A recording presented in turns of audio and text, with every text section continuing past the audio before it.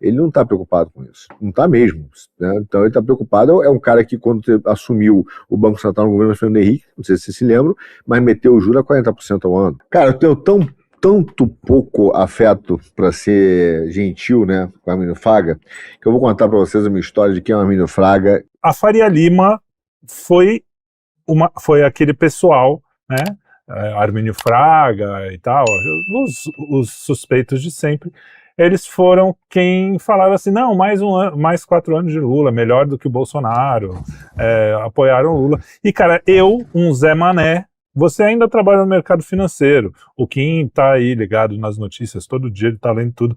Eu sou um Zé Mané nesse assunto, sabia que ia acontecer o que tá acontecendo.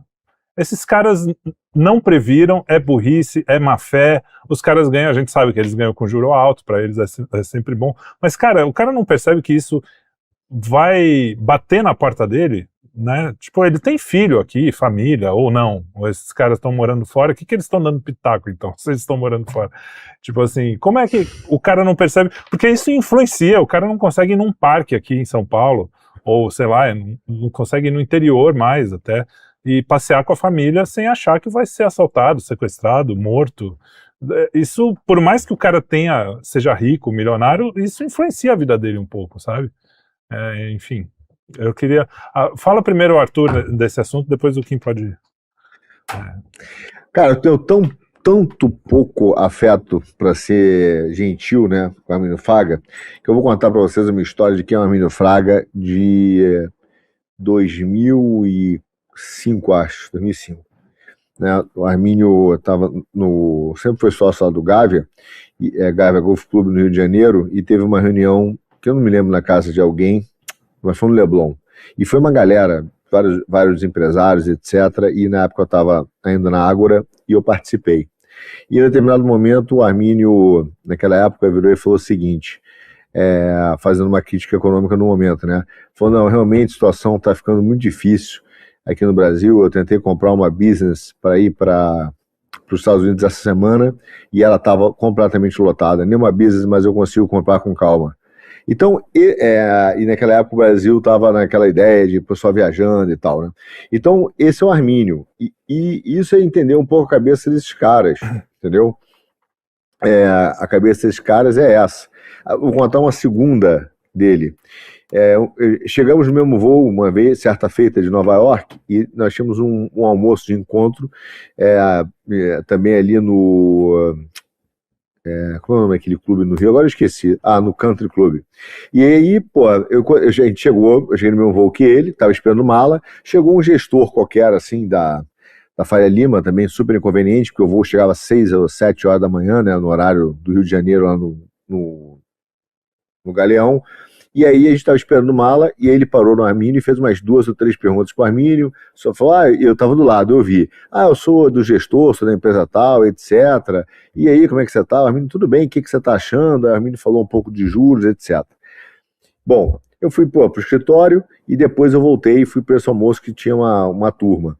E nessa turma eu vi o Armínio virar, né, e contar essa história, e que o cara tinha falado com ele às 6 da manhã, quando ele tinha chegado um dia, e feito a pergunta de juros. Aí ele olhou e falou, pela pergunta que eu fiz, eu fui lá e apertei A15, né, apertei A15 e já estava com o discurso pronto. Então, essas 2 histórias que ele conta, né, que eu tive essa pouca relação com ele, ali na época, que tive algumas reuniões com ele na época que ele era do Conselho de Administração da B3, mas mostra muito a cabeça do cara. E a cabeça do cara é muito simples, ele não está preocupado com o Brasil.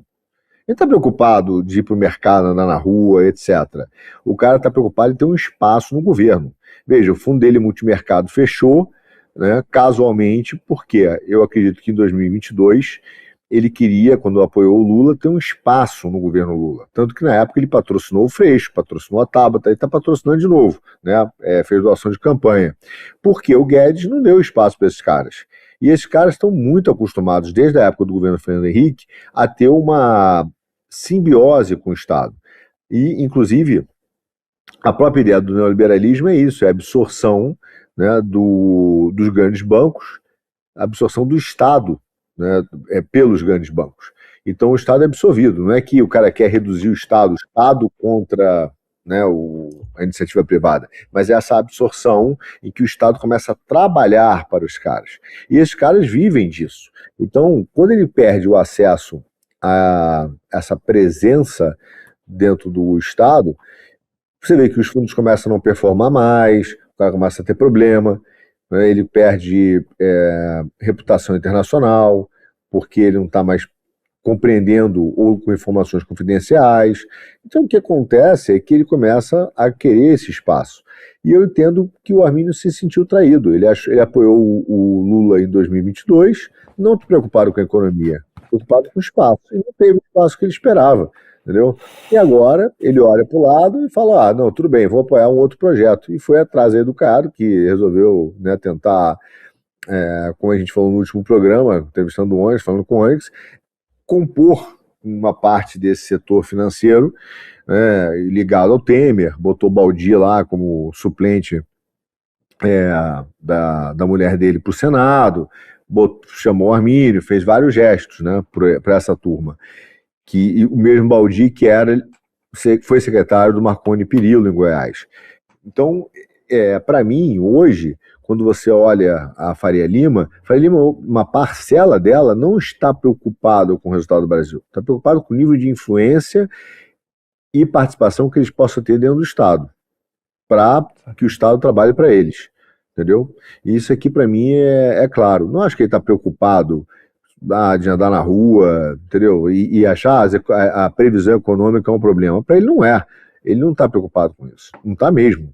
Né? Então ele está preocupado. É um cara que, quando assumiu o Banco Central no governo do Fernando Henrique, não sei se vocês se lembram, mas meteu o juro a 40% ao ano. A primeira coisa que o cara fez foi meter o juro a 40% ao ano.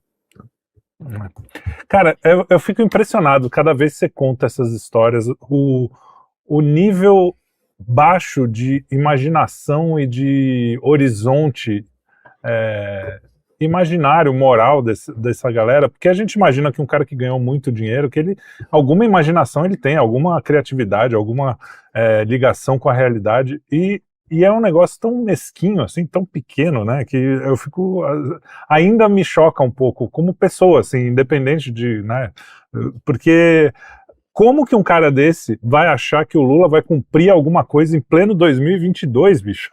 Ainda, sabe? Não, eu combinei com ele, então vai cumprir. Como é que pode, bicho? Como é que pode?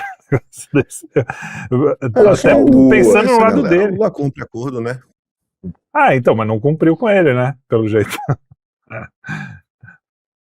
Quando eu estive na audiência no Senado, na França, agora recentemente, lá falando do Brasil, um dos caras da Escola de Guerra Econômica conhece bem a história do Brasil, conhece bem a história do Lula. E ele começa a apresentação, a abertura dele, né, nessa audiência lá, ele começa com a seguinte frase, ele começa dizendo o seguinte: o Lula é o cara que passou durante muito tempo criticando a FMI. E na hora que ele virou presidente, foi um dos melhores alunos. Então a questão não é do pacto político do Lula, a questão é que o Lula, historicamente, sempre foi subserviente aos grandes bancos. Ele para continuar no poder, ele foi e fez um jogo globalista. Ele virou um neoliberal. E acho que a grande crítica, inclusive, de uma parcela da esquerda é que sabe que o Lula virou um neoliberal.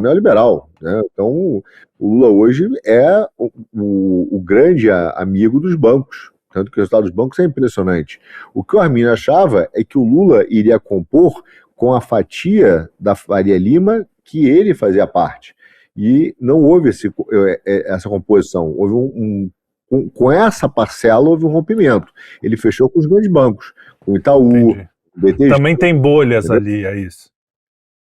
Tem, eles competem entre eles. Não existe uma certa unidade, mas uma certa competição, entendeu? Dizer que a família entendeu, que o André não compete de certa maneira com alguma parcela com a turma do Bradesco, não é bem assim. Eles têm entendeu, as suas arestas, mas sem dúvida nenhuma, o Armínio achava que teria algum espaço, e ele teve zero espaço. Esse é o problema.